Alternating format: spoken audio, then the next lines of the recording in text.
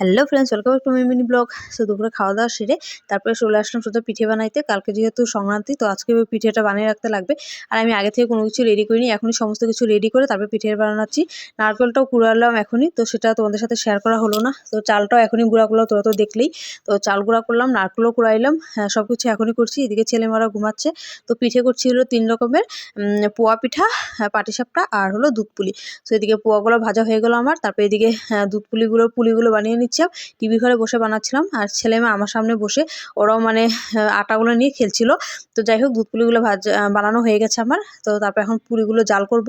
তো দুধে গুড়টা দিয়ে দিলাম, দিয়ে এইদিকে দুধ পুলিটা হতে থাকুক, আর এদিকে ভাবছি পাটিসাপটাগুলো করে নিই।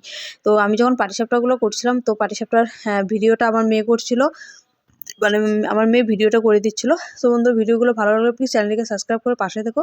আর এই দেখো, এই 3 রকমের পিঠে করেছিলাম। সো যাই হোক, চ্যানেলটিকে